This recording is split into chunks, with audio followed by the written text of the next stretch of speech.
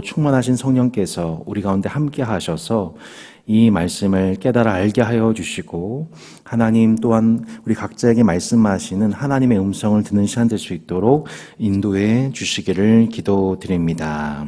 하나님께서 오늘도 저희와 함께 하심을 찬양합니다. 감사드렸고 주 예수 그리스도 이름으로 기도드렸습니다. 아멘. 자, 오늘 스가랴서 말씀 중에 총 14장의 말씀 중에 3장의 말씀을 봉독하겠습니다. 스가랴서 3장 1절로 10절의 말씀입니다. 3장 1절로 10절의 말씀을 함께 한 절씩 교독하겠습니다. 구약성경 1315페이지에 있습니다. 대제사장 여호수아는 여호와의 천사 앞에 섰고 사탄은 그의 오른쪽에 서서 그를 대적하는 것을 여호와께서 내게 보이시니라. 여호와께서 사탄에게 이르시되 사탄아 여호와께서 너를 책망하노라. 예루살렘을 택한 여호와께서 너를 책망하노라. 이는 불에서 꺼낸 그슬린 나무가 아니냐 하실 때에 여호수아가 더러운 옷을 입고 천사 앞에 서 있는지라. 여호와께서 자기 앞에 선 자들에게 명령하사 그 더러운 옷을 벗기라 하시고 또 여호수아에게 이르시되 내가 네 죄악을 제거하여 버렸으니 네게 아름다운 옷을 입히리라 하시기로 내가 말하되 정결한 관을 그의 머리에 씌우소서 하매 곧 정결한 관을 그 머리에 씌우며 옷을 입히고 여호와의 천사는 곁에 섰더라. 여호와의 천사가 여호수아에게 증언하여 이르되 만군의 여호와의 말씀에 내가 만일 내 도를 행하며 내 규례를 지키면 내가 내 집을 다스릴 것이요 내 뜰을 지킬 것이며 내가 또 너로 여기 서 있는 자들 가운데 왕래하게 하리라.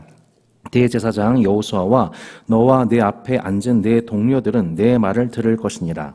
이들은 예표의 사람들이라. 내가 내 종싹을 나게 하리라. 만군의 여호와가 말하노라. 내가 너 여호수아 앞에 세운 돌을 보라. 한 돌에 7 눈이 있느니라. 내가 거기에 새길 것을 새기며 이 땅의 죄악을 하루에 제거하리라. 만군의 여호와가 말하노라. 그날에 너희가 각각 포도나무와 무화과나무 아래로 서로 초대하리라 하셨느니라. 아멘.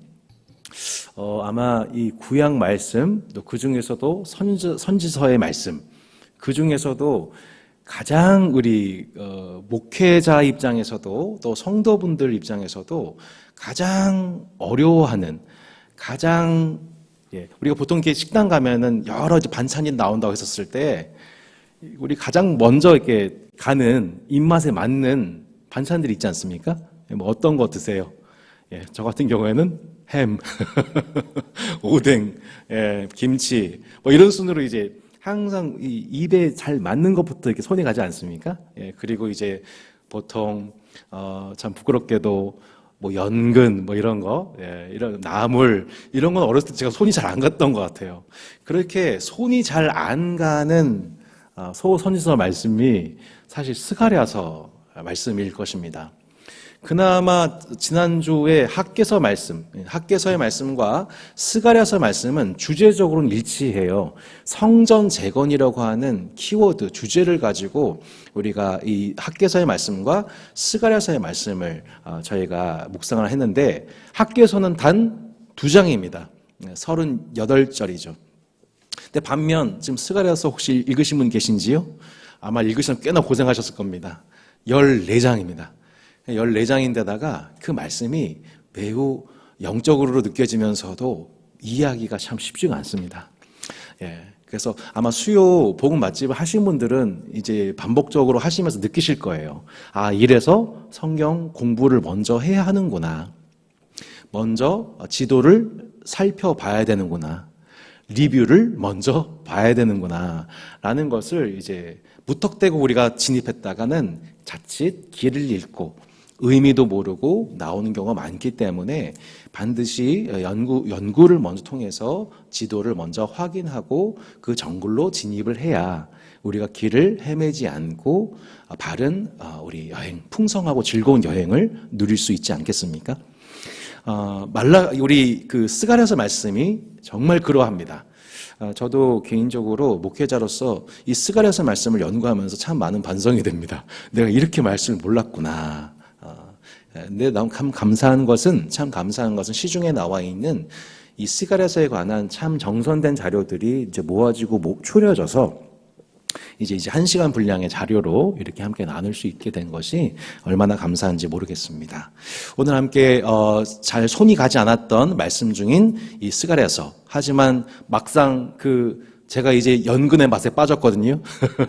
예, 손에 가지 않던 그 반찬의 맛을 느끼기 시작할 때 진짜 몸의 건강을 얻게 되는 것처럼 이 평상시 맛보지 못했던 이 스가랴서 말씀의 맛을 느끼고 이 맛에 빠져 결국에는 전체의 건강, 영양소의 건강을 얻게 되는, 균형을 얻게 되는 여러분 되실 줄로 믿습니다. 기대합니다. 자, 우리 함께 강의한 4페이지 걸친 강의안, 제가 이제 오늘 오전 9시까지 계속 그 강의안을 수정하다가 또 수정할 것을 발견했는데요. 그 부분은 이제 강의하면서 진행하겠고요. 자, 오늘 그 스가랴서 말씀 우리가 3장을 봉독했는데 잠깐 우리 공부를 위해서 1장 1절을 보시면 이렇게 나와 있습니다. 다리오 왕 제2년 8째 달에 여호와의 말씀이 이도의 손자 베레기야의 아들 선지자 스가랴에게 임하니라. 이르시되 여호와가 너희 조상들에게 심히 진노하였느니라. 그러므로 너는 그들에게 말하기를 만군의 여호와께서 이처럼 이르시되 너희는 내게로 돌아오라. 만군의 여호와의 말이니라. 그리하면 내가 너에게 돌아가리라. 만군의 여호와의 말이니라. 자, 학계에서 잠깐 넘겨보실까요? 한 장, 두 장 앞으로 넘겨보시면 동일한 시대 연장선상이 있다는 것을 금방 확인하게 되죠. 1장 1절에 다리오 왕 제2년 6째 달이었죠. 네, 이제 500, 네, 우리 다리오 왕 제2년 6째 달이었습니다. BC 520년 경이었죠. 이때 6째 달, 그리고 오늘 스가랴서 1장 1절에 보면은 8째 달입니다. 그러니까 한마디로 동일한 시기 2개월 텀으로 하나님께서 학개와 또 스가랴에게 말씀하셔서 성전 건축을 독려하는 동기부여를 백성들에게 주게 하셨던 두 선지자가 바로 학개와 스가랴였던 것을 보게 됩니다. 스가랴서 1장 1절과 함께 시간적 배경을 얘기하고 있는 또 다른 구절이 있는데 스가랴 우리 7장에 나옵니다. 7장 1절에 보시면 다리오 왕 제4년 9째 달 곧 기슬레월 이렇게 나와 있죠. 자, 한마디로 스가랴서 1장부터 6장은 다리오 왕 제2년 8째 달이고 그 1장부터 6장의 내용은 좀 결론적으로 말씀드리면 8개의 환상입니다. 그러니까 2년의 기간 동안 이 스가랴 선자가 어떤 사역을 했냐면 하나님이 보여주신 8가지의 환상을 가지고 그것을 가지고 성전 건축을 독려했던 것을 볼 수 있고 2년 뒤에 우리 곧 다리오 왕 제4년 9째 달에 스가랴서 주제적으로 7장 8장인데요. 7장 8장에 보면은 스가랴가 진정한 신앙, 진정한 예배는, 진정한 금식은 이것이다. 단순히 밥을 굶고 기도하는 것이 금식이 아니고 진짜 하나님이 원하신 금식은 따로 있다라고 하는 신학적 설교를 이 스가랴서 7장과 8장에 합니다. 그러니까 스가랴 학개는 4개월에 걸쳐서 4번의 설교를 했던 사람이었죠. 예, 그리고 메시지는 분명했습니다. 그러니까 성전 건축해라. 우선순위가 지금 뒤바뀌어 있다. 하나님의 성전 건축하는 것보다 지금 자신의 집을 살피는 일에 너희들의 마음이 좀 먼저 가 있는데 우선순위를 재정립해야 된다. 너희 행위를 살펴봐야 된다. 물론 우린 이것을 신약적으로 해석했을 때는 무엇보다 교회는 뭐에 마음을 써야 되냐면 우리 자신의 성전을 세우는 그 일에 마음을 우선순위를 둬야 된다. 그 우선순위가 없는 너의 신앙을 회개해야 된다라고 해석할 수 있다고 말씀드렸죠. 자, 학개서는 그렇게 단순 명료한 메시지입니다. 근데 스가랴서 말씀은 성전 건축을 독려를 하는데 환상을 통해서 그리고 신학적인 설교를 통해서 학개는 4개월 그리고 4개월 사역에 집중되어 있다는 반면에 스가랴는 2년, 최소 2년 그리고 그 2년 후에도 그 지난 2년 후에도 계속해서 이후의 설교, 곧 스가랴서 9장부터 14장에 있는 2년 후의 설교들도 이어진다는 거 왔었을 때 약 4년 정도로 보는데요. 이렇게 긴 호흡에 걸쳐서 성전 재건되기까지 쓰임받았던 백성들을 동기부여했던 선자가 스가랴였던 겁니다. 그러니까 학계는 이 기질로 보면은 담즙질 같은 사람입니다. 그러니까 불도저 같은 사람, 카리스마적인 지도력으로 사람들을 이렇게 아주 이렇게 몰아가는데 능숙한 리더십이었다면, 스가랴는 이렇게 살펴보면 약간 우울질의 사람, 되게 섬세하고 영적인 감수성이 풍성한 사람으로 보여지게 됩니다. 그러니까 아마도 하나님 그런 기질을 사용하셔서 이런 환상이라고 하는 것을 통해서, 또 아주 영감 어린 설교를 통하여서, 신학적인 비전을 통하여서 이제 백성들을 독려하는 역할, 두 기질의 사람이 동시대에 쓰임 받았다는 것을 저희가 확인하게 되죠. 그래서 우리가 다른 기질의 사람들, 동역자가 있을 때 틀렸다고 보는 것이 아니라, 하나님이 학계 같은 사람도 쓰시고 또 스가랴 같은 사람도 하나님 동시에 쓰신다는 것, 하나님의 에스라도 쓰시지만 느헤미야 같은 사람도 쓰신다는 것, 이제 그런 다양한 기질의 사람들을 공동체적으로 은사적으로 주어주시고 하나님의 일을 이루신다는 것을 저희가 또 확인해 보게 되는 것이죠. 스가랴서 1장 1절에 보면은 그렇게 다리오 왕, 곧 페르시아 왕 2년째 때, 다리오 왕은 이제 페르시아의 세 번째 왕이죠. 이때에 하나님이 그 성전 건축이 지지부진하여 진척 상태에 빠져 있는 이들을 격려하시기 위해서 하나님이 스가랴를 통하여서 환상과 말씀을 주셨다고 볼 수가 있는 것이지요. 우리 학개서 말씀 잠시 그 당시 배경 생각해 보면, 당시 희망을 가지고 고레스 왕 칙령에 따라서 희망을 가지고 돌아왔더니 성전은 회파되어 있고, 또 땅 문제로 인해서 서로 법적 분쟁이, 소송이 막 계속 일어나고, 경제적으로는 궁핍하고, 여전히 페르시아는 막강하고, 그래서 예루살렘으로 돌아왔지만 성전이 재건되다가 중단된 상태 속에서 무려 16년의 시간이 이제 흘러가 버렸단 말이죠. 이렇게 한번 낙심된, 으쌰으쌰 하려다가 한번 낙심된 상태에 있는 공동체를 일으키기란 여간 쉬운 것이 아닙니다. 이때 하나님이 어떤 방식으로 그들을 격려하셨습니까? 8개의 환상과 또 그 다음 이후에 이 8개의 환상은 주로 열방을 하나님이 어떻게 심판하실지에 관한 내용입니다. 그리고 범죄자들에 대해서 하나님이 어떻게 심판하실지, 그리고 그 과정 속에서 어떻게 남은 자들을 재련하시고 남기셔서 마침내 하나님이 새 예루살렘, 새 에덴, 곧 하나님이 거하시는 성전, 조금 더 정확한 표현으로는 하나님이 성전이 되시는 도시, 새로운 도시를 하나님이 어떻게 회복하시는지에 관한 내용, 그리고 그 새 예루살렘, 새 에덴을 회복할 진짜 지도자가 출현하는데, 그것은 스룹바벨과 여호수아보다 더 뛰어난 지도자이신 새 순이라 불리는, 싹이라 불리는, 혹은 돌이라고 명칭 3장에 나와 있는, 아까 3장에 보시면 한번 볼까요? 3장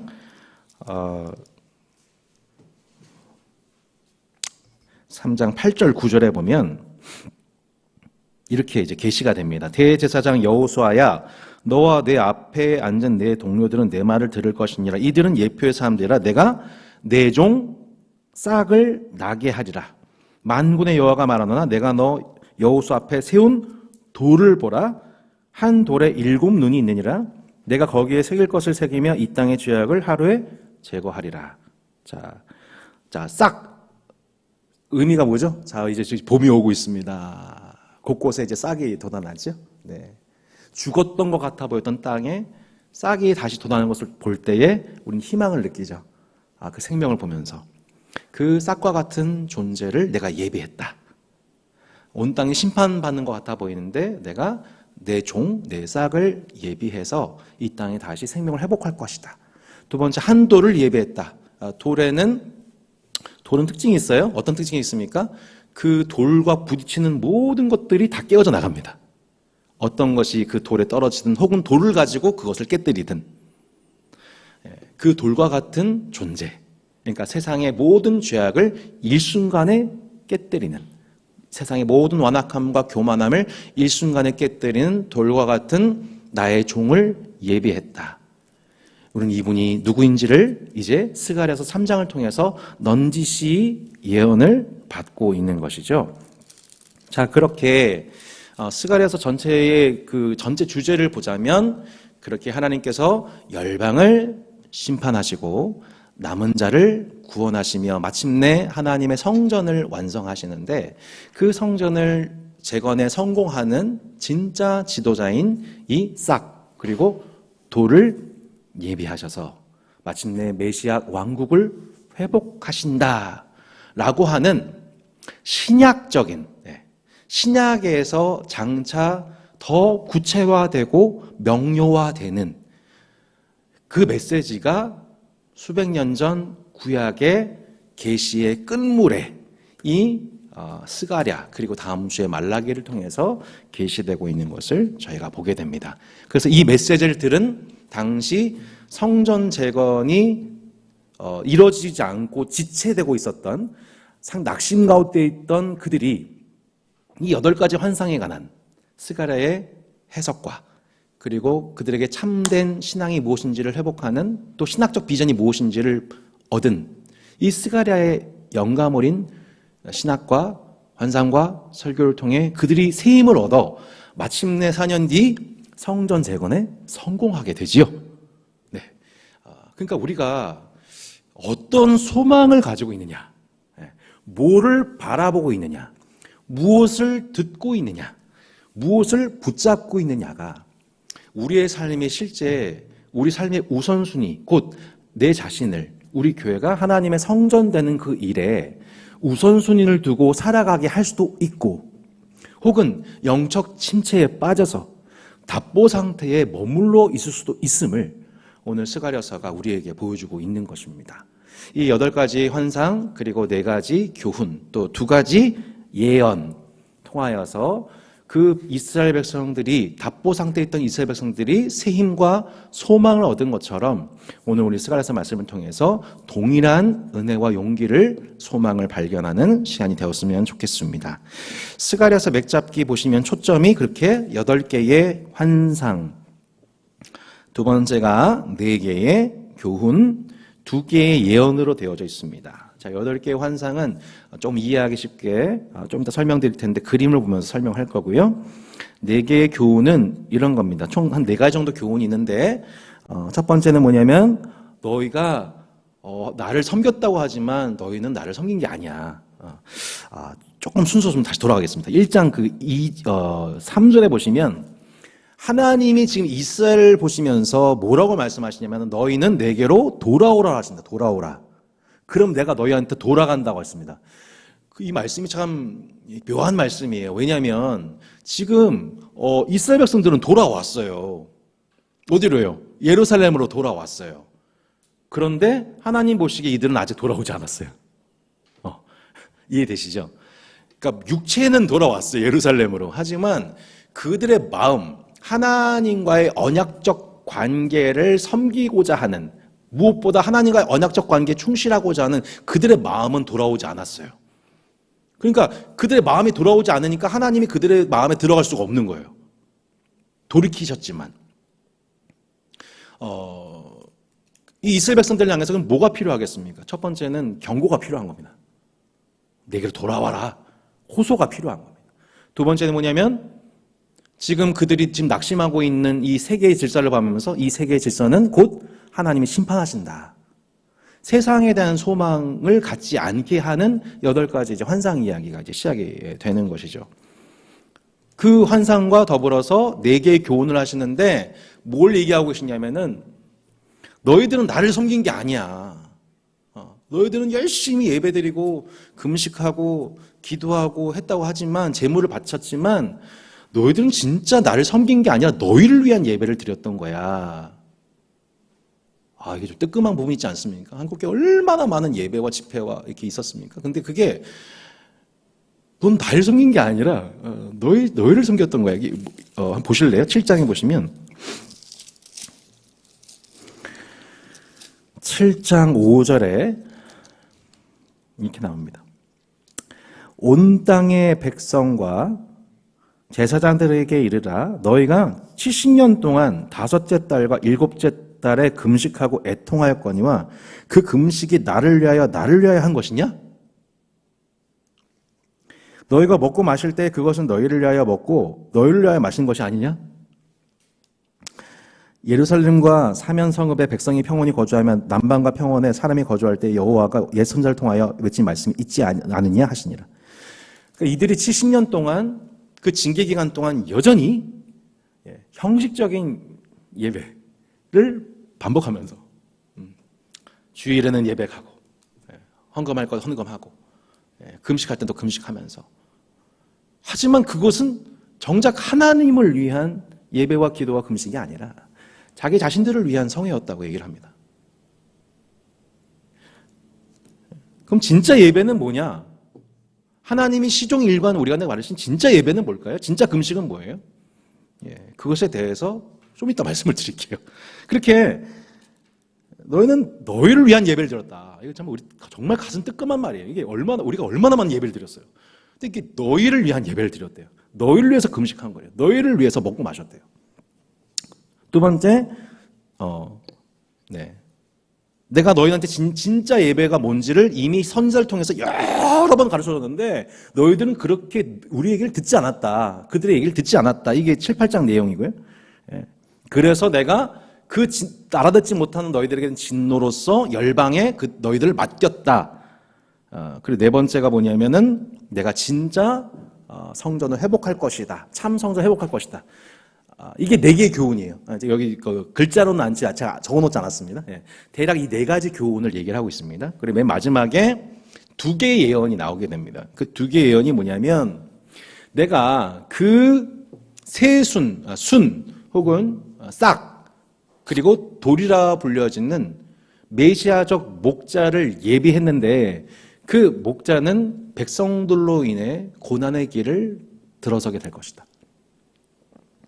거짓 목자들을 백성들이 더 좋아하고 정작 그들을 구원할 그 목자를 알아보지 못하여 백성들이 그를 배신하고 그를 모욕하고, 하지만 그 참목자로 인하여서 백성들이 도리어 찔림을 받아 마침내 회개하게 될 것이고, 그 회개한 남은 자들이 메시아 왕국의 남은 자로서 그 새 예루살렘, 하나님이 세우신 새 예루살렘, 지금 예루살렘이 아니라 진짜 하나님 세우실 새로운 예루살렘을 하나님이 완성하신다. 누구에 의해서요? 메시아적 목자에 의해서. 이게 지금 스가랴서 전체 그림이에요. 그러니까 이렇게 전체 그림을 잡으니까, 구도를 잡으니까 그렇게 어렵지가 않지요? 물론 이제 들어가면 또 헷갈려요. 자, 그래서 첫 번째 살펴볼 부분이 하나님이 스가랴에게 주신 8가지 환상이에요. 자, 8가지 환상 중에서 몇 가지만 더 핵심적으로 볼 텐데, 첫 번째는 스가랴서 1장 7절 다시 가보시면, 다리오 왕 제2년 11째 달, 그러니까 너희는 내게 돌아오라라는 첫 번째 설교 이후에 3개월 후에 하나님 첫 번째 환상이 선자 스가랴에게 열려지게 되었죠. 8절, 내가 밤에 보니 한 사람이 붉은 말을 타고 골짜기 속 화석류 나무 사이에 섰고, 그 뒤에는 붉은 말과 자줏빛 말과 백마가 있기로, 내가 말하되 내 주여 이들이 무엇이니까 하니, 내게 말하는 천사가 내게 이르되 이들이 무엇인지 내가 내게 보이리라 하니, 화석류 나무 사이에 선 자가 대답하이르되 이는 여호와께서 땅에 두루 다니라고 보내신 자들이니라. 그들이 화석류 나무 사이에 선 여호와의 천사에게 말하되 우리가 땅에 두루 다녀보니 온 땅이 평안하고 조용하다이다 하더라. 여호와의 천사가 대답하이르되 만군의 여호와여, 여호와께서 언제까지 예루살렘과 유다 성읍들을 불쌍히 여기지 아니하시려 하나이까? 이 일을 노하신 지 70년이 되었나이다 하매, 여호와께서 내게 말하는 천사에게 선한 말씀, 위로하는 말씀으로 대답하시더라. 내게 말하는 천사가 내게 이르되 너는 외쳐 이르기를, 만군의 여호와의 말씀에 내가 예루살렘을 위하며 시온을 위하여 크게 질투하며 안일한 여러 나라들 때문에 심히 진노하느니 나는 조금 노하였거늘 그들은 힘을 내어 고난을 더하였습니다. 그러므로 여호와가 이처럼 말하노라. 내가 불쌍히 여김으로 예루살렘에 돌아왔은즉 내 집이 그 가운데 건축되리니 예루살렘 위에 먹줄이 쳐지리라. 만군의 여호와의 말이니라. 그가 다시 외쳐 이르기를 만군의 여호와의 말씀에 나의 성읍들이 넘치도록 다시 풍부할 것이라. 여호와가 다시 시온을 위로하며 다시 예루살렘을 택하리라. 그죠? 다시 시온을 위로하며 다시 예루살렘을 택하리라. 이 첫 번째 화석나무의 수문자, 붉은 말을 타고 골짜기 속 화석류 나무 사이의 선자가 누굽니까? 예수님입니다.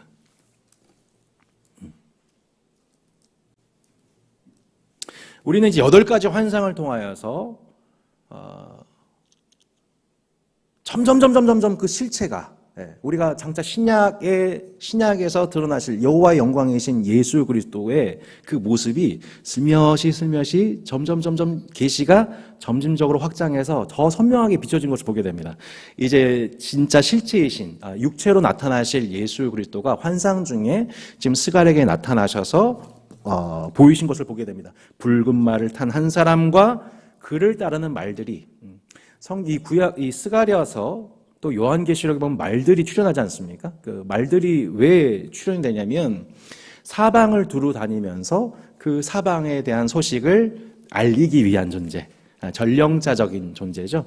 그 사방을 보니 그 사방에 관한 얘기를 브리핑, 보고를, 피드백을 바로 오늘 이 붉은 말을 탄 한 사람, 우리가 예수님이라고 믿는 화석류 나무의 선자에게 보고하는 내용을 보게 된 거죠. 그것을 통하여서, 그리고 그 예수님과 성자와 성부 하나님과의 대화 속에 성부 하나님께서 성자께 이것을 말씀하신 거죠. 내가 새 시온과 새로운 예루살렘을 완성하게 될 것이다.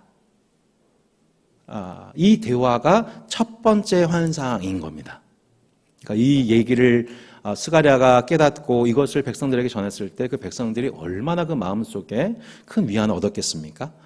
그렇게 하나님께서 협약 가운데에 그 환상을 스가랴 가운데 나타나셨고, 스가랴는 그것을 백성들에게 전함을 통하여서 성전 건축에 지금 제동이 걸린 진척 교착 상태에 빠져 있는 그들이 다시 힘을 얻게 된 첫 번째 환상이 바로 이 환상이었던 겁니다. 두 번째 환상은 넷불을 흩트리는 4명의 대장장이가 나옵니다. 1장 18절로 21절에 보면은 좀 짧은 구절이죠. 자, 스가랴가 18절에 보면 내가 눈을 들어본 적 4개의 뿔이 보였습니다. 자, 이것을 물어봤더니 19절 후반절에 유다와 이스라엘과 예루살렘을 흩뜨린 뿔이다.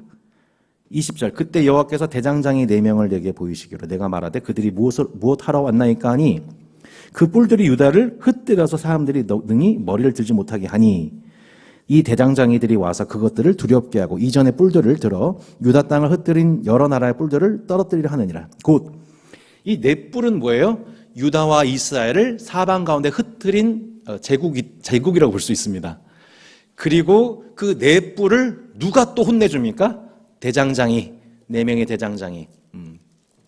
이것을 뭐 역사적으로 대입해가지고 아마 그 4뿔이 아수르, 바벨론, 또 페르시아, 헬라, 로마다. 이렇게 직접적으로 설명하는 분들도 계세요. 이거 이제 다니엘서에 보면은 기억하시나요? 큰 신상, 금과 은과 동, 노쇠로 이르는 그 신상을 뜨인 돌이 와서 박살을 내버리지 않습니까?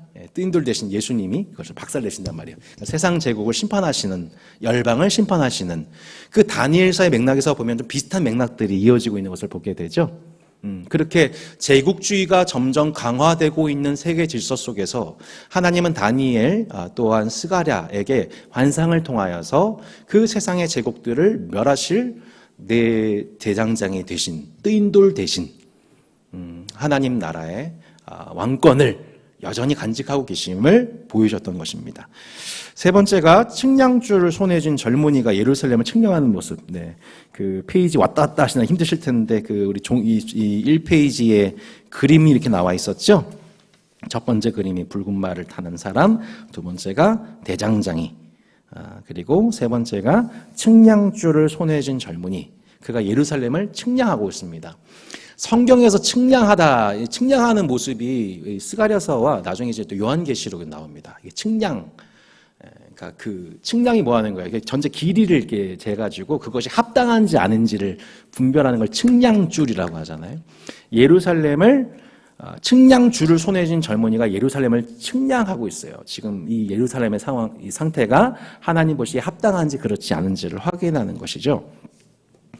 자, 결과적으로 스가랴서 2장에서는 뭘 얘기를 하고 있냐면 2장 4절과 5절에 이렇게 말씀합니다. 이르되 너는 달려가서 그 소녀에게 말하 이르기를 예루살렘은 그 가운데 사람과 거축이 많음으로 성곽 없는 성읍이 될 것이라 하라.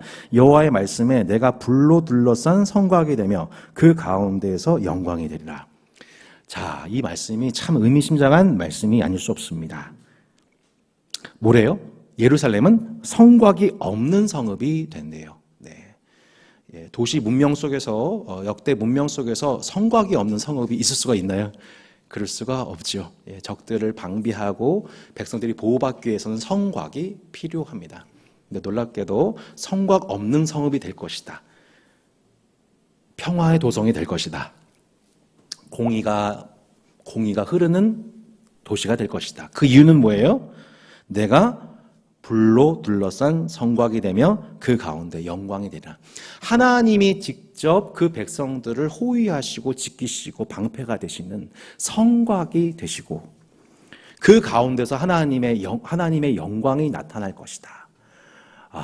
이 말씀을 볼 때 이 말씀이 우리가 지금 매주마다 제가 강조하고 있는 성전 신학의 결론입니다. 요한계시록 보실까요? 요한계시록에 보시면 요한계시록 21장 22절 요한계시록 21장 22절에 22절 23절에 자, 우리가 바로 여호와께서 직접 성곽이 되시고 그 하나님의 영광이 찬란한 그 도시 가운데 살게 된다는 것에 대해서 요한계시록이 동일하게 설명하고 있는 거예요.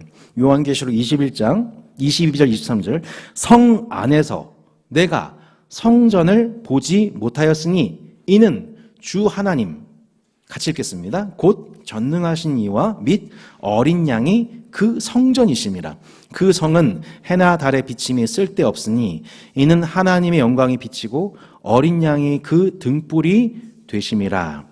좀 더 읽을까요? 만국이 그 빛 가운데로 다니고 땅의 왕들이 자기 영광을 가지고 그리로 들어가리라. 낮에 성문들을 도무지 닫지 아니하니 거기에는 밤이 없습니다. 사람들이 만국의 영광과 존귀를 가지고 그리로 들어가겠고 무엇인지 속된 것이나 가증한 일 또는 거짓말하는 자는 결코 그리로 들어가지 못하되 오직 어린 양의 생명체에 기록된 자들만 들어가리라. 아멘.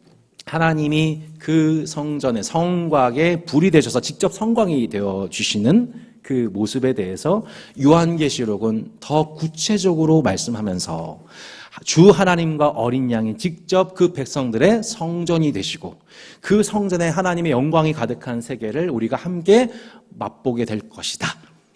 더 이상 그 안으로는 가증한 것, 거짓말하는 것, 온갖 우상 숭배하는 것들은 들어갈 수 없는, 죄로 인해서 결코 침범되지 않고 죄가 침범할 수 없고 죄로 인해서 다시 타락하는 것이 전혀 없는 완전한 하나님의 희락과 평강과 의의 질서가 영구히 선 그 나라가 우리가 장차 맛보게 될 새 예루살렘, 새 에덴, 하나님의 성전의 완성. 창세기 1장의 2장 상태에 하나님이 처음 만드셨던 에덴 성전, 그 에덴 성전은 첫 번째 성전은 어떻게 보면은 인간의 자유의지로 말미암아 죄가 들어올 수 있는, 죄가 들어와서 하나님의 영광이 떠날 수 있는 성전이었다면 요한계시록 22장에서 완성되는 성전은 어떤 성전이에요?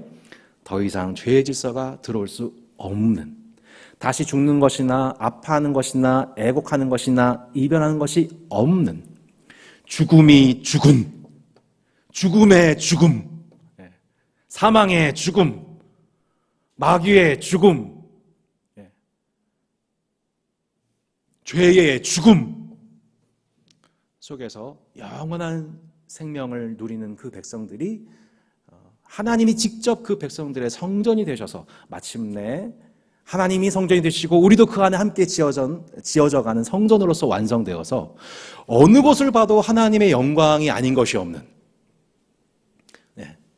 어느 곳을 보나 하나님의 영광만 드러나는 그 새 예루살렘이 우리한테 온다는 것에 대해서 사도 요한과 또한 수백 년 전 스가랴가 이 환상을 통해서 보게 되었던 것이죠. 이 성전이 완성된다? 이것은 당시 이스라엘 백성들에게 엄청난 영감을 주었을 것입니다. 단순히 성전을 건물로 인식했던 그들이 우리가 알지 못하는 더 너머에 진짜 참 성전이 회복되는 날이 올 것이구나. 우리가 그렇게 애지중지했던 솔로몬의 성전이 다 무너졌어요. 회파됐어요. 성전이 그렇게 얼마든지 건물 성전이 무너질 수 있다는 것을 본 그들은 그 역사 속에서 도대체 이 초라한 성전, 제2의 성전의 그 초라함으로 인해서 스스로 초라함을 견딜 길이 없었어요. 근데 이 말씀하신 이 성전이 이러한 신학적인 비전이 있다는 것을 보고서 이 종말론적인 비전이 있다는 것을 바라보게 되면서 그들은 그들에게 주어져 있는 작은 성전, 제2성전의 그 성전 건축하는 그 일에, 과업을 이루는 그 일에 큰 동기부여를 얻게 됐던 것이죠. 여러분, 그래서 적용하자면 우리 삶에 보이는 하나님의 성전으로 살아가면서 지극히 작은 일에 충성하는 것, 지극히 작은 한 사람에게 충성하는 것, 그것이 하나님의 성전을 이뤄가는 일입니다. 그죠? 내가 이 하는 거 별거다. 제가 이제 주부로서 많이 체험하고 있잖아요. 설거지 하는 거, 밥 차리는 거, 이게 뭐예요? 하나님의 성전에 참여하는 거. 이게 별게 아닌 게 아니라 직장 일은 좀 더 위대하고 목회하는 일은 좀 더 고결하고 가사, 육아하는 것은 좀 그걸 뒷받침한 일이 아니라 이 하나하나 아이를 돌보는 것, 식사를 내오는 것, 그들에게 필요한 일용할 양식을 제공하는 것, 이 하나하나가 뭐예요? 하나님의 성전으로서 살아가는 것. 내게 주어져 있는 작아 보이지만 그것을 하나님의 성전으로 우리로 하여금 동기부여하게 하는 것이 성경 말씀인 것이죠.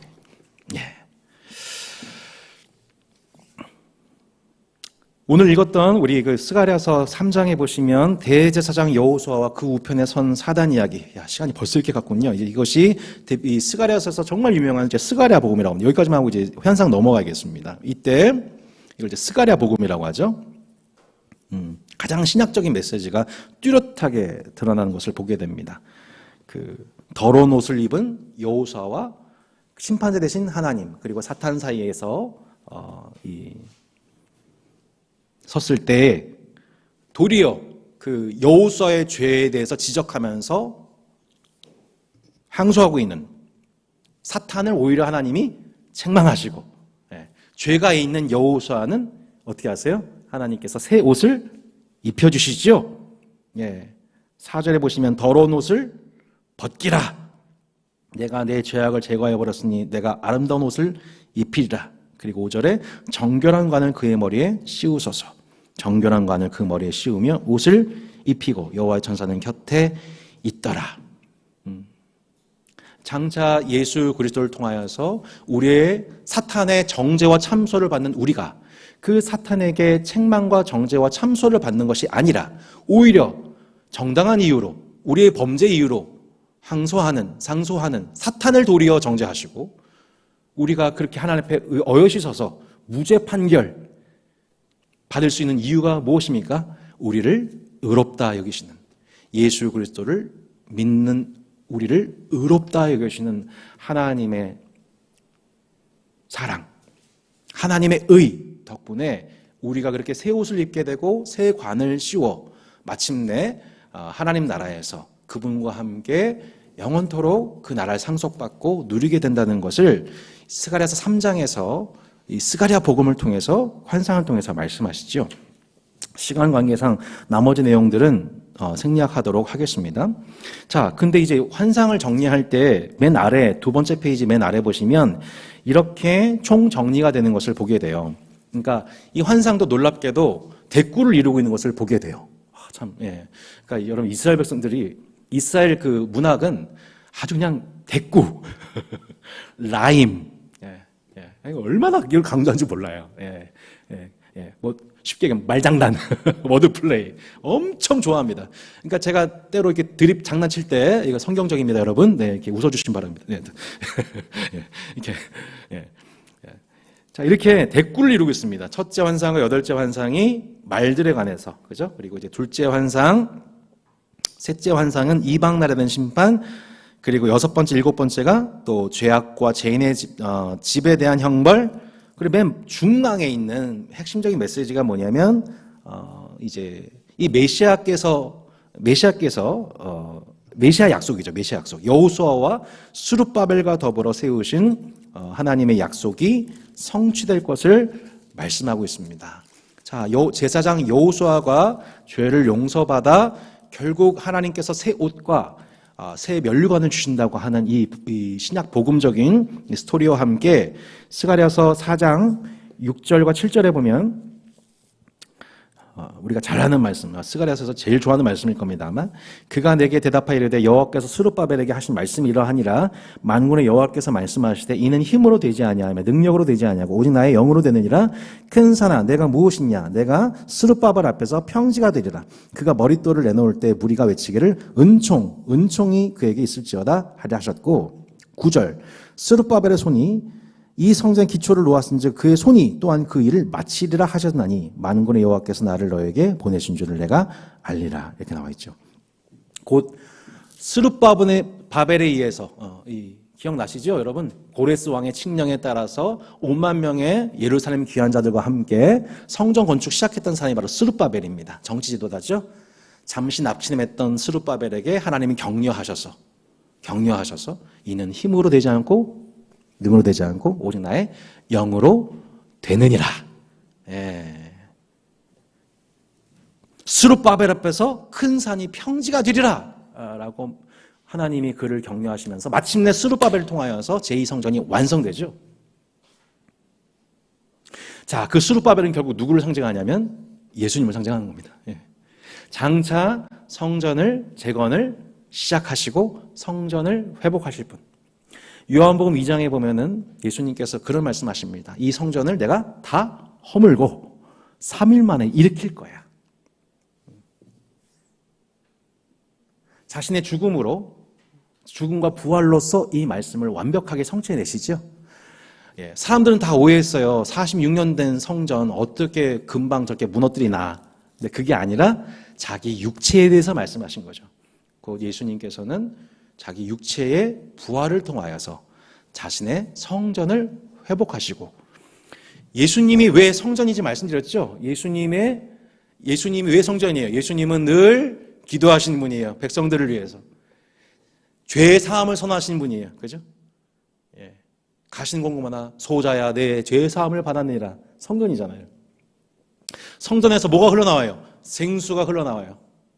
그래서 예수님을 통해서 사마리아 여인이 그 생수를 맛보게 되죠.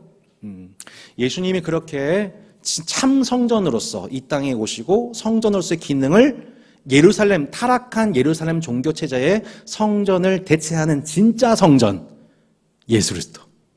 여러분, 진짜 성전은 예수 그리스도이십니다. 건물이 성전이 아니라 우리는 성전, 참 성전이신 예수 그리스도. 그분 안에 거하는 자들이 되었습니다. 또한 그 성전의 영이신 성령, 하나님의 영을 받은 우리가 성전이 되었습니다. 이것이 신약의 가르침인 거예요.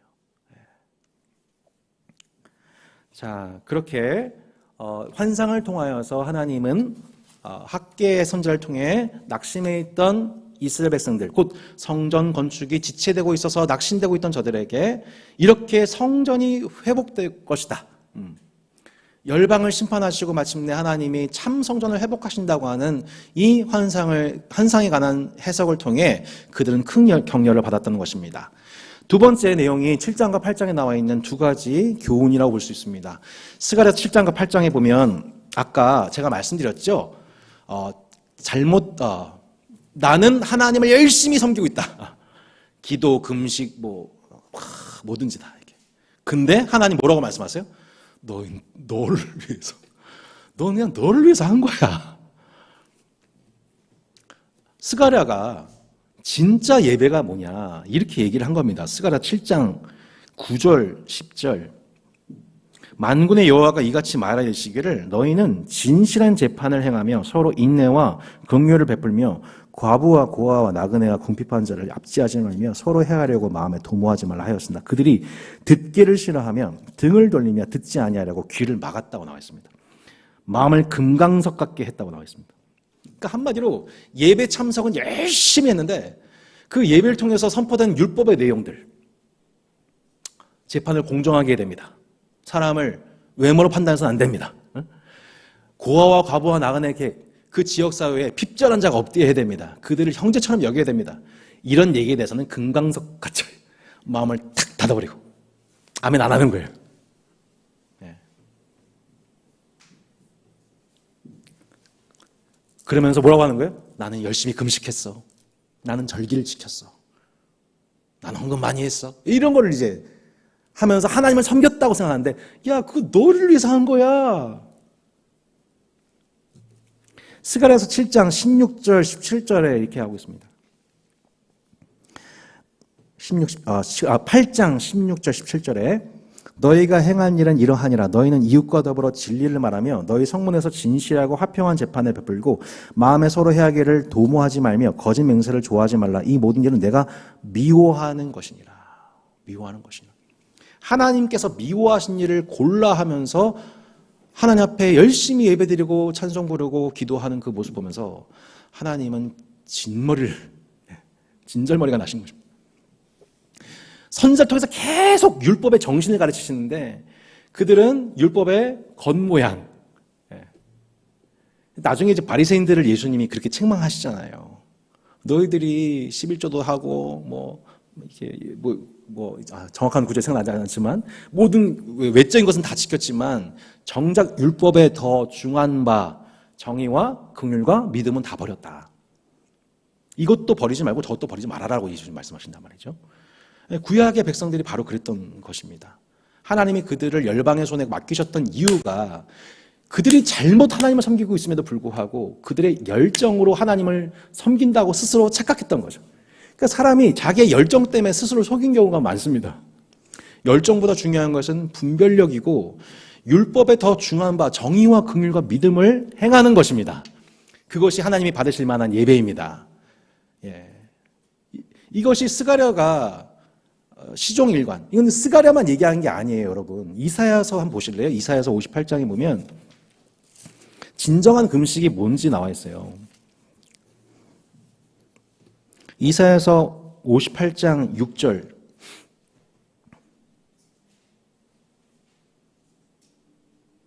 자, 4절부터 보시겠습니다. 보라, 너희가 금식하면서 논쟁하며 다투며 악한 주먹으로 치는도다.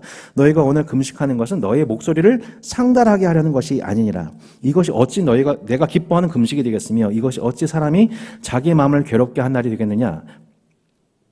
6절입니다. 내가 기뻐하는 금식은 흉악의 결박을 풀어주며 명예의 줄을 끌어주며 압제당한 자를 자유하게 하며 모든 멍에를 꺾는 것이 아니겠느냐. 또 줄인 자에게 내 양식을 나눠주며 유리하는 빈민을 지배드리며 헐벗은 자를 보면 입히며 또 내 곤욕을 피하여 스스로 숨지 않는 것이 아니겠냐. 그리하면 내 빛이 새벽같이 비칠 것이며 내 치유가 급속할 것이며 내 공의가 내 앞에 행하고 여호와 영광이 내 뒤에 호위하리니 내가 부를 때에는 나 여호와가 응답하겠고 내가 부르짖을 때에는 내가 여기 있다 하리라. 우리가 기도한다고 응답하신 게 아니라 언제요? 하나님의 율법을 행할 때 그때마다 내가 얼굴빛을 비춰줄게 라고 말씀하신 겁니다.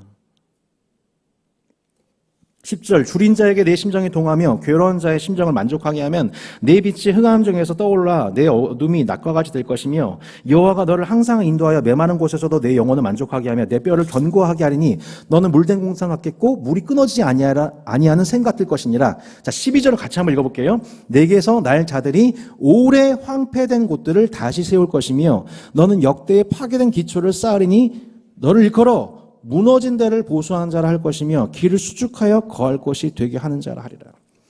네, 파괴된 성전을 회복하는 사람 누구예요? 참된 금식을 하는 사람. 밥 굽는 것이 금식의 핵심이 아니라 뭐예요? 내게 주어져 있는 것을 가지고 이웃의 필요를 채우는 삶이에요. 그게 진짜 금식이라는 거예요. 하나님의 도를 행해서 그들로 자유케 하는 것. 대사회적인 행동이죠. 이것을 외면하고 금식과 기도와 말씀 생활을 열심히 하는 것으로 하나님을 섬겼다고 하는 것은 성경이 말씀하는 진짜 예배가 아니에요. 이거를 스가랴가 다시 이스라엘 백성들한테 가르쳐야 했다는 거예요. 이스라엘 백성들이 70년 동안 금식을 반복했다니까요. 절기를 반복했다니까요. 그 포로기에도 여전히 깨닫지 못하니까 8번의 환상 플러스 이 진짜 금식이 뭔지를 스가랴가 설명함을 통해 진짜 역대 기초를 회복하는 자들, 회파되었던 성전을 회복하는 자들로서 세우기 위해서 그들에게는 진짜 예배가 무엇인지에 대한 이해가 필요했다는 거죠. 여러분, 진짜 예배는 하나님이 기뻐하시는 거룩한 산 제사로 우리 몸을 드리는 것입니다. 네, 우리 일상을 하나님 앞에 드리는, 이웃을 사랑하는 도구로서 내 몸을 의의 병기를 드리는 삶 자체를 하나님이 너무너무 기뻐하시는 것이고, 그 사람에게 하나님이 부를 때마다 응답해 줄게. 제가 너무너무 좋아하는 말씀. 내가 영적으로 좋을 때 보면 내가 기도를 많이 해서 어떤 행위를 많이 해서 복을 받는 게 아니라 그 살아가는 삶 자체가 율법을 이루는 그 말씀을 보면서 얼마나, 거꾸로 한번 생각해 보세요. 내가 부모인데 자녀가 자기 멋대로 열심히 해요. 고집스럽게. 별로 안 예뻐요. 근데 이 자녀가 막 서로가 막 우애하고 막 하고들한테 친절을 베풀고 연약한 자들을 돌봐주는 모습 보면요. 얼마나 예쁜지 모르죠. 다 주고 싶어요.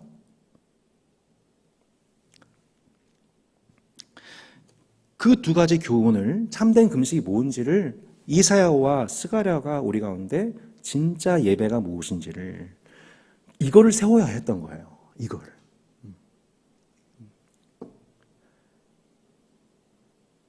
그러니까 우리는 우리를 위한 집회를 만들어서는 안 돼요. 기독교 집회를 정치를 위한 수단이 되어서도 안 돼요. 목회자의 권력 강화를 위한 수단을 삼아서는 안 돼요. 요즘 참 별의별 일이 세간에 있어서 참 부끄러운데, 얼마나 하나님 말씀 혹은 집회 예배를 통해서 자신의 권력을 얻기 위해, 특정한 목적을 이루기 위해 말씀과 집회가 사용되는 경우도 얼마나 많습니까? 이제 목회자의 사례는 그러고, 여러분 성도로서 한번 생각해 보세요. 나는 지금 내가 하나님께 기도하고 말씀하는 것이 지금 나를 위한 것인지 정말 하나님을 위해서 하는 것인지. 하나님은 그것을 분간하셨던 것이죠. 그리고 징계를 통해서 하나님은 그들로 하여금 진짜 예배자로, 역대 기초를 회복하는 자로, 진짜 성전으로 하나님은 그들을 연단하셨고, 스가를 통하여서 참된 예배자로 그들을 다시 복귀시키시죠. 그러니까 스가랴서에서 얘기하는 게 뭐냐면 이런 겁니다. 그러니까 진짜 하나님의 나라가 도래하기 직전에, 진짜 새 예루살렘, 새 에덴에가 출현하기 전에 나타나는 현상이 뭐냐면, 그 나라에 걸맞는 시민들이 여기저기서 막 나오기 시작하는 거예요. 이해가 되시죠? 그러니까 진짜 예배자들, 진짜 그 도시에 걸맞는 백성들이 하나님의 손에 의해서 연단받고 재련받고, 그 더러운 것들이 씻겨져 나가면서 흰옷 입은 주의 백성들로 막 여기저기서 진짜 그 나라 백성들이 여기저기서 막 나타나기 시작하는 거예요. 그게 뭐냐면, 그 나라가 가까웠던 증거라는 거예요. 극단적으로 나눠지게 될 거예요. 하나님의 심판 앞에서. 점점 그 나라가 가까워질수록 더 극단화될 거예요, 세상은. 모든 사람이 구원받지 않습니다. 극단화됩니다. 한쪽은 점점 그 나라가 도래하고 있기 때문에, 마치 대한민국의 그 주권을 회복할 날이 오면 올수록 더 그 날을 확신하면서 대한독립 만세 하면서 끝까지 더 그 나라를 위해서 투쟁했던 사람들처럼, 하나님 나라의 최종적 도래를 오면 올수록 그 나라가 오고 있구나, 지금 얼마 안 남았구나 하는 걸 직감하면서 그 나라에 합당한 자로서 준비하는, 이민갈 준비하는 사람들. 예. 예. 그 백성들은 더 그 백성스러워지게 되고, 한쪽은 더 완악해져가지고, 뭔가 열정적으로 하나님을 섬긴다 하지만 실제로는 나 너희들 도무지 알지 못한다. 불법을 행하는 자들아 내게서 떠나가라 하실 자들. 이렇게 아주 극명하게 이제 갈라지게 되겠죠.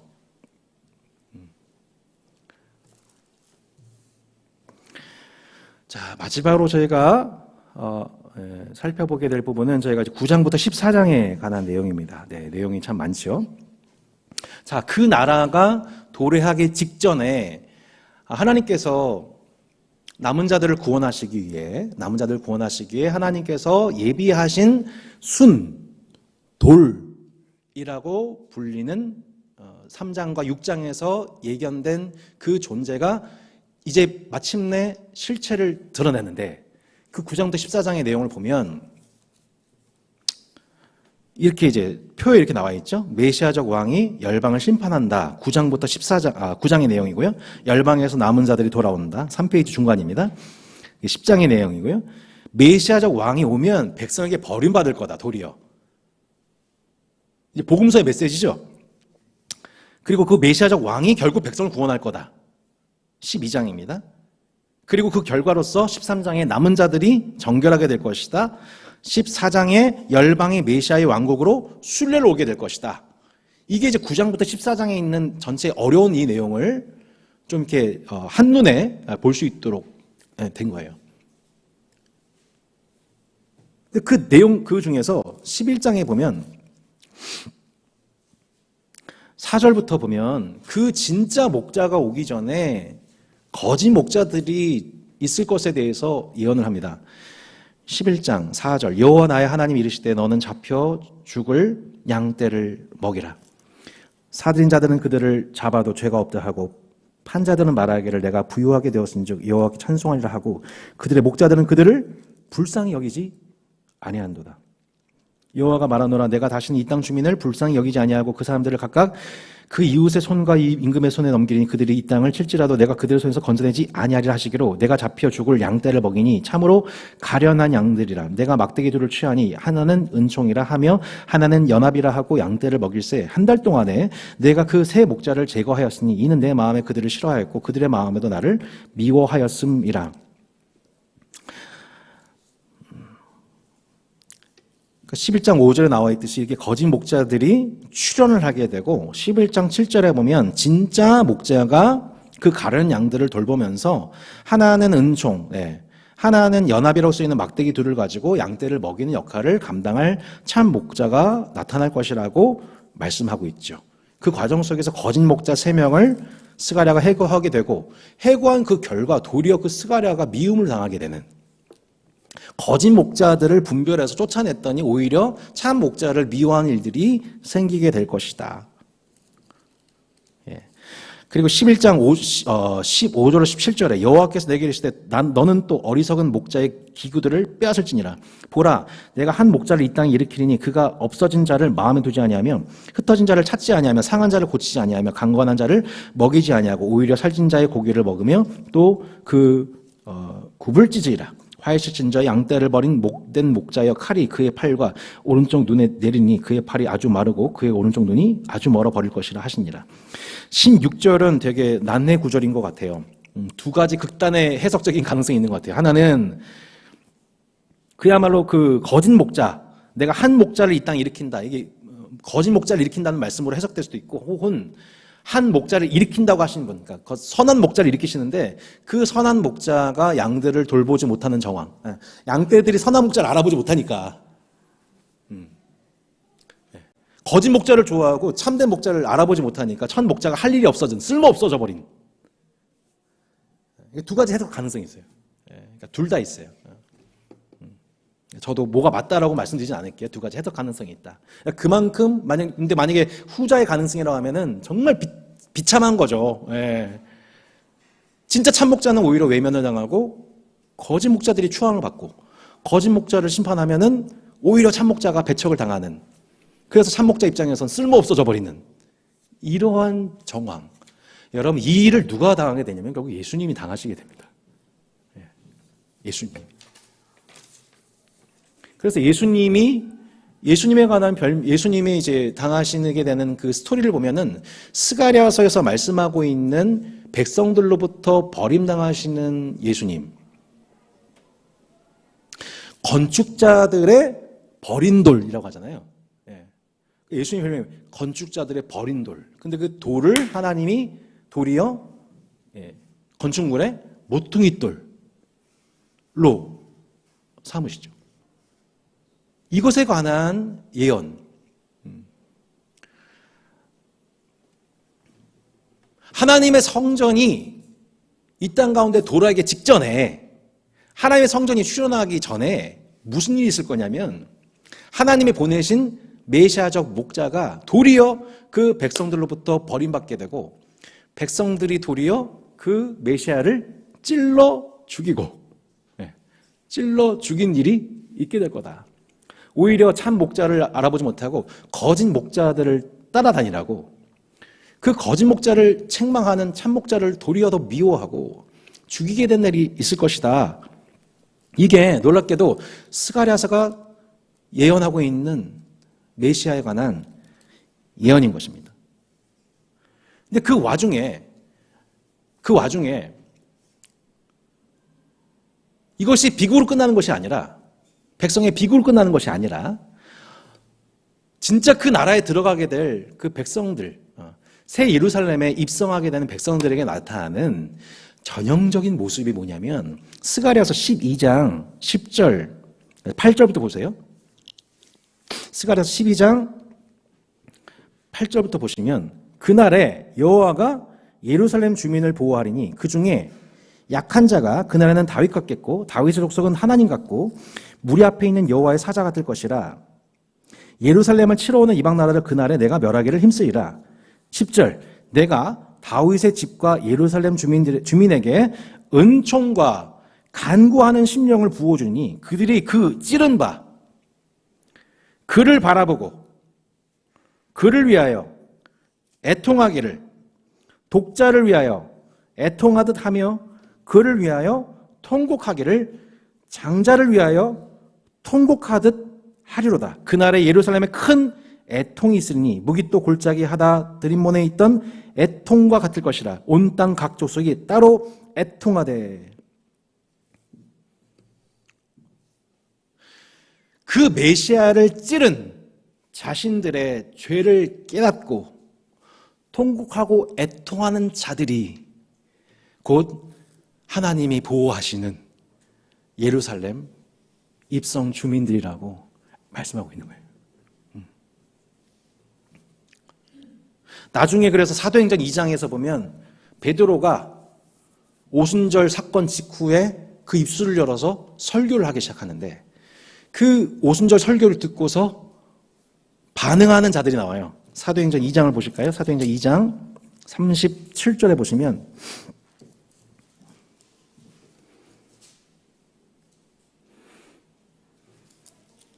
(36, 37절) 보십시오.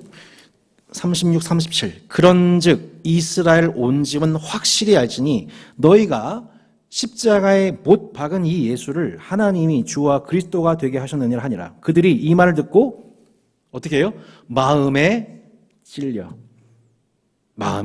베드로와 다른 사도들에게 물으되 형제들아 우리가 어찌할꼬.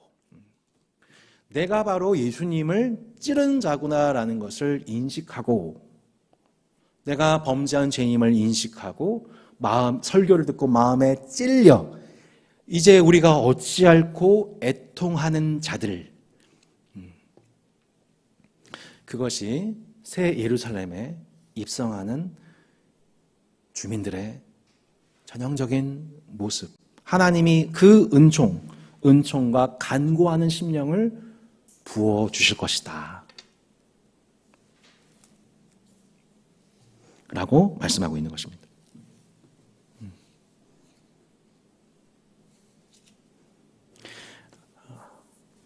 그리고 13장에 보시면 1절에 그날에 죄와 더러움을 씻는 셈이 다윗의 족속과 예루살렘 주민을 위하여 열리리라. 만군의 여호와가 말하노라. 그날에 내가 우상의 이름을 이 땅에서 끊어서 기억도 되지 못하게 할 것이며 거짓 선지자와 더러운 귀신을 이 땅에서 떠나게 할 것이라. 자, 7절로 9절입니다. 만군의 여호와가 말하노라. 칼아 깨워서 내 목자 내 짝된 자를 치라. 목자를 치면 양이 흩트러지려니와 작은 자들 위에는 내가 내 손을 들이우리라. 놀랍게도 하나님이 백성들을 구원하시기 위해서 어떻게 하신대요? 목자를 치신대요. 나중에 이 말씀이 어떻게 성취돼요? 실제로 하나님이 예수님을 치십니다.